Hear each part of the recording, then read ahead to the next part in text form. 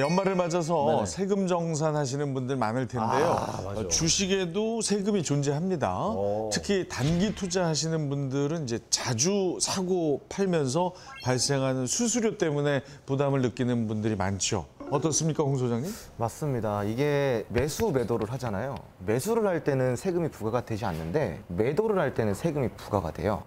네, 그걸 보고 우리가 증권 거래세라고 이야기를 합니다. 그래서 자주 사고 팔고 하시는 분들은 국가에 돈을 많이 주는 거예요. 애국자네요. 네, 그러면은 애국자죠. 그 네. 파는 순간 세금이 빠진 돈이나 저한테 들어오는 거예요? 그렇죠. 따로 낼 필요는 없이 제외된 금액이 이제 들어온다 보시면 돼요. 그렇죠. 네. 그래서 그 처음 하시는 분들은 항의 전화하잖아요. 맞아요. 내가 분명히 2,800원에 백주 팔았는데 왜 이거밖에 안 들어왔어? 오. 네. 아니 그러면 돈을 잃어도 네.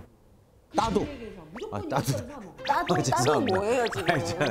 뭘 따요? 그만하세요. 그래서 큰일 날 사람이네. 진짜요. 아 근데 그거를 몰랐어요. 왜냐면 아직까지 주식을 배웠지 팔지를 않았으니까 네네네. 이 내용을 모르는 거야. 저 그런데요. 네, 또 네. 이 증권거래세 말고 네. 제 지인 중에 양도소득세 나 얼마 냈어 하는데 저 깜짝 놀랐어요. 왜냐면 저는 양도소득세라는 걸 내본 적이 없거든요. 그분은 돈이 많고요. 그리고 주식을 잘 하시네요. 그래요. 이게 무슨 얘기야? 양도소득세를 왜 두 내? 개네요, 두 개. 돈도 많고 돈도 주식을 많고 잘해야 돼. 주식을 잘 하시네요. 왜 그러냐면 이제 양도소득세를 내려고 한다면은 상장 주식을 10억 원 이상 보유를 하고 있어야 됩니다. 한 종목에 10억 원 이상. 네. 그리고 혹은 대주주가 되었을 때 또 양도소득세를 냅니다. 그 대주주의 기준은 뭡니까? 코스피 기준으로 그 1%, 지분율 1%, 코스닥 기준으로 지분율 2%, 네. 코넥스 기준으로 지분율 4% 이상이 되면은 대주주에 해당이 됩니다. 네. 그래서 이렇게 됐을 경우에는 양도소득세를 내요. 네, 이 친구랑 절교했는데 잘 지낼 걸. 배당금이 많은 주식들이 있잖아요. 그 배당금은 세금을 어떻게 계산해요? 배당금 같은 경우는요. 배당 세액이 14%가 들어가고요. 14%. 네, 그리고 주민세가 1.4%가 들어갑니다. 네. 그래서 합쳐서 15.4%가 되네요. 뭐 네. 배당을 얼마 받았든 간에 15.4%는 무조건 뗀다는 무조건. 거죠? 네, 무조건 뗍니다. 네, 네. 그럼 배당 받으면 뭐 이렇게 신고를 해야 되나요? 아니요, 따로 그 세금을 보고를 할 필요는 없는데 거기서 알아서 제외하고 입금을 해주기 때문에. 그런데 2천만 원 이상이 네. 배당소득세로 들어오게 될 경우 이거는 신고를 따로 하셔야 돼요. 그 소득에 은행에 예금한 그 이자까지 플러스 되는 거죠. 그거 다 종합해서 맞아요. 계산하는 거죠. 아니 내가 낼 일은 없는데 왜 화가 나지? 세금 얘기를 하면. 아니 그거 좀 제발 좀 한번 내봐. 아니 근데 더 웃긴 거는 한 번도 팔아본 적 없는데 이 얘기를 들으면서 다행이다 하는 건 뭘까요?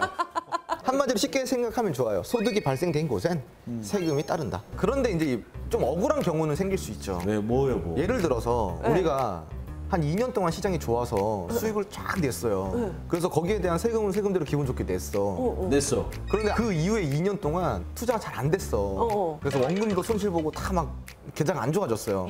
그러니까 이런 경우에는 조금 이제 속이 많이 쓰리겠죠. 그렇죠.